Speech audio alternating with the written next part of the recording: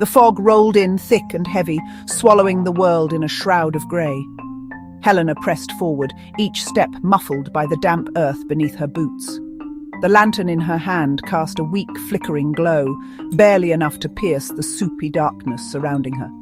She had heard the stories, tales whispered in the tavern over cups of mead, warnings from the old women in the market who clutched their charms tightly. The whispering fog, they called it. Those who wandered too far into its embrace never returned.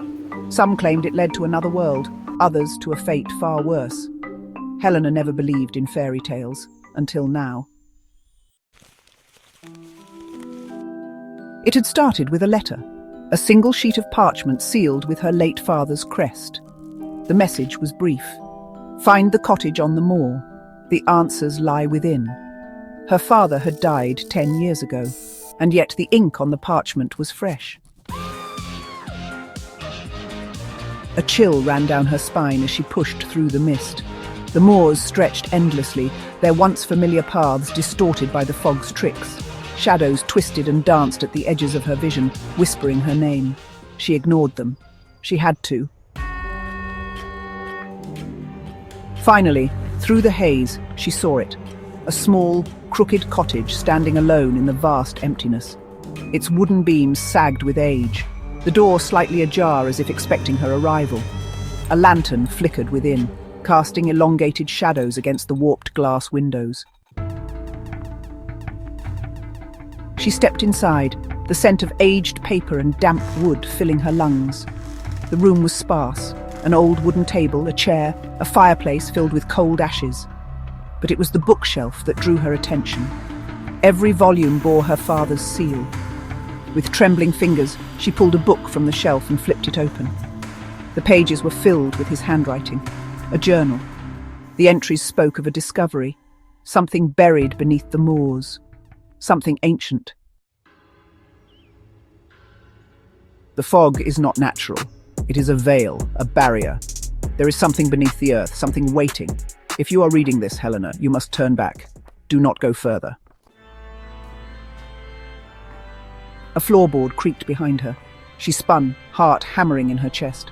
The door had closed. The lantern's flame sputtered, and in the dim light she saw it, a shadow shifting at the edge of her vision, its form indistinct, whispering in a voice that was not entirely human. Her father's voice. The shadow solidified slightly. You should not have come. The room plunged into darkness. The lantern flickered in Helena's trembling hand as she stepped onto the moors.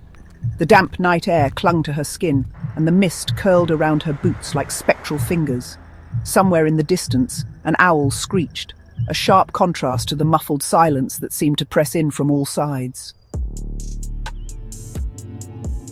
The lantern flickered in Helena's trembling hand as she stepped onto the moors. The damp night air clung to her skin, and the mist curled around her boots like spectral fingers. Somewhere in the distance, an owl screeched, a sharp contrast to the muffled silence that seemed to press in from all sides.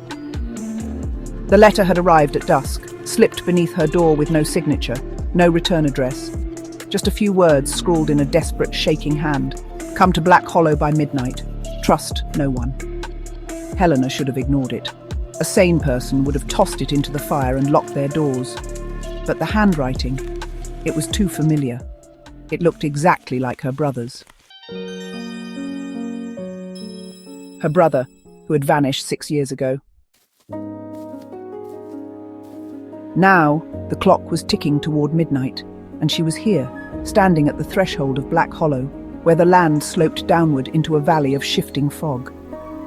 No one came here by choice. The village elders whispered stories about the hollow, about strange lights and figures moving in the mist, about those who entered and never returned.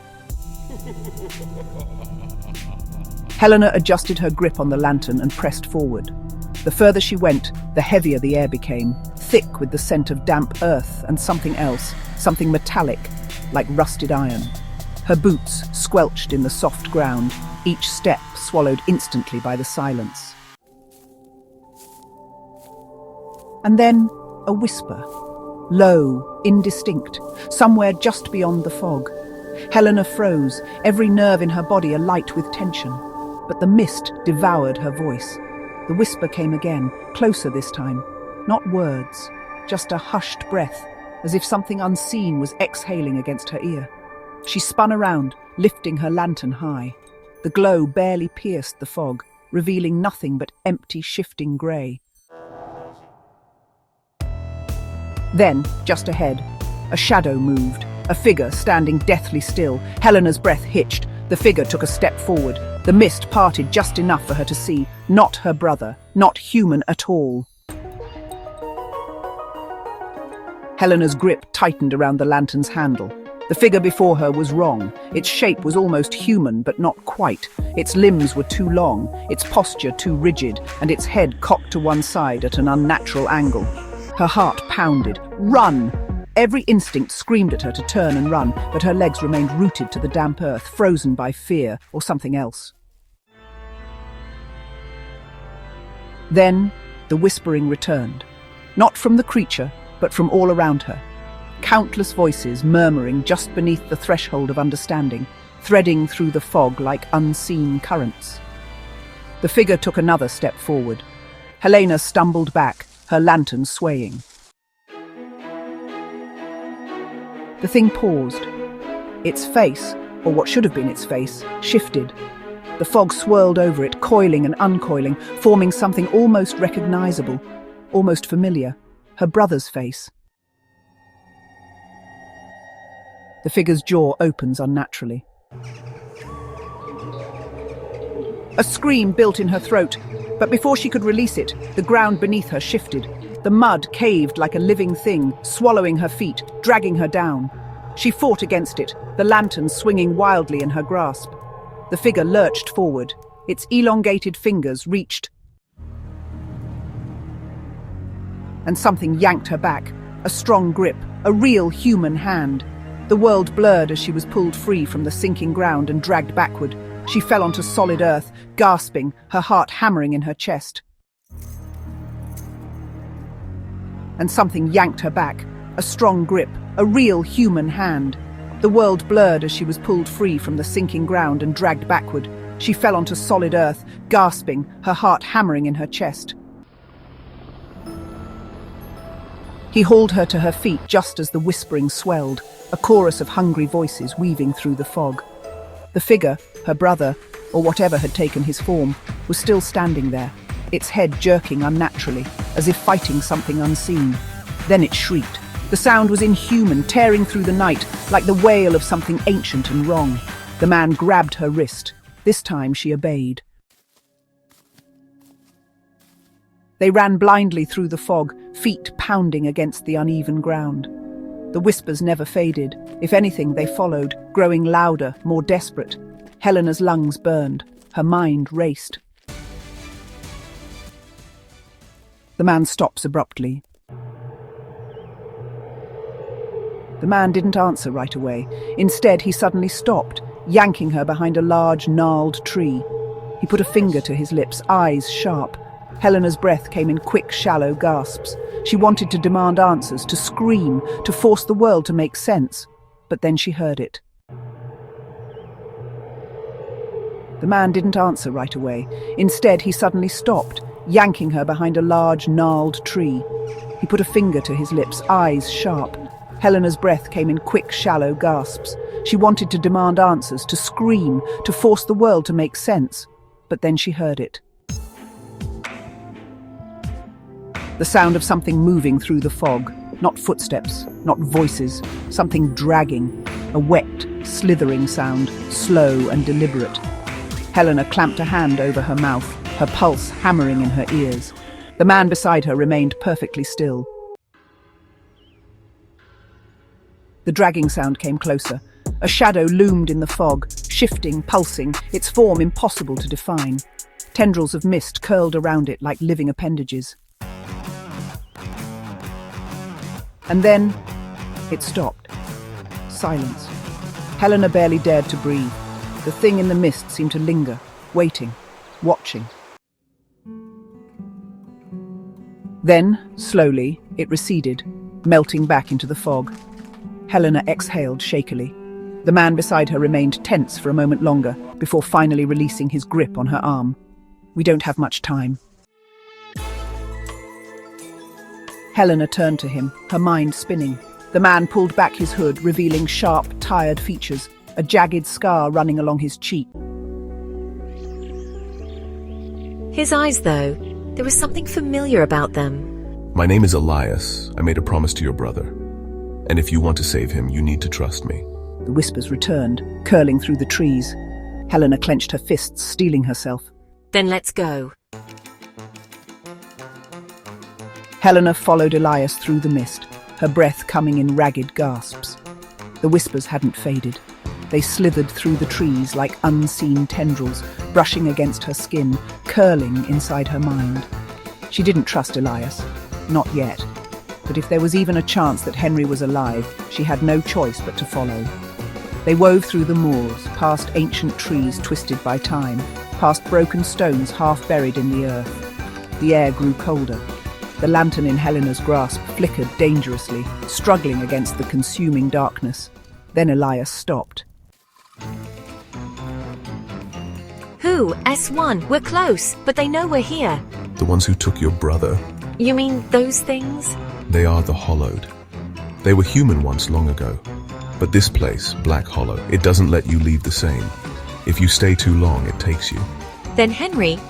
He's fighting, but we have to reach him before he loses himself completely. Helena's fingers dug into her palm. She wasn't sure she was ready for whatever she was about to see, but she had already come too far to turn back now. Where is he? He's in there. The moment they stepped inside, the whispers stopped. The silence was worse. Helena's lantern barely illuminated the interior. The chapel was long abandoned, its wooden pews rotted, the floor covered in broken stone and tangled roots. A massive tree had grown through the center of the building, its dark branches twisting toward the ceiling like skeletal fingers, and at the base of that tree, bound by thick, blackened vines, Was Henry. Henry! S3, Helena. The vines around Henry moved. They coiled tighter, as if aware of her presence. And then, the shadows around the chapel shifted. The Hollowed were here. Elias, S1. They're waking up. Henry, S3. Helena, you shouldn't have come. Helena, S2. I'm getting you out of here. The Hollowed advanced. Their whispers rose, curling around her like fingers at her throat. Elias, S1. Whatever happens, don't listen to them. The Hollowed lunged. Elias met them head-on. His blade cut through the mist-like creatures, and though they shrieked, they didn't stop. They twisted unnaturally, moving faster than anything human. Helena didn't waste time. She dropped to her knees beside Henry, reaching for the vines. The moment she touched them, a shock ran through her, cold and suffocating, as if something had reached inside her chest and squeezed. The whispers poured into her mind. Hollowed, VO, stay. This is where you belong. Let go. Helena, S2. No, I'm not leaving without him. Helena, hurry. They're inside me. I can feel them pulling me under. Then fight, Henry! She gripped the vines and pulled. Pain exploded through her skull, but she didn't stop. The Hollowed shrieked. The vines convulsed. And then Henry screamed. The darkness around him cracked. The whispers howled. The vines writhed, then snapped. We have to go. The Hollowed weren't stopping. The entire chapel was shaking, the walls groaning as if the very foundation of Black Hollow was rejecting them. Helena hauled Henry up, his body weak but alive. Together, they ran. They didn't stop until they were free of the moors. The mist didn't chase them past the threshold. The whispers faded. And when Helena turned back, the ruins of the chapel were gone. Breaking news. You did it. We all did. Helena, thank you. He looked up at her, eyes wet with something between pain and relief. I wasn't going to leave you, Henry. Not again. For the first time in 6 years, the night was silent. The Hollow no longer whispered, and Helena knew, finally, they were free.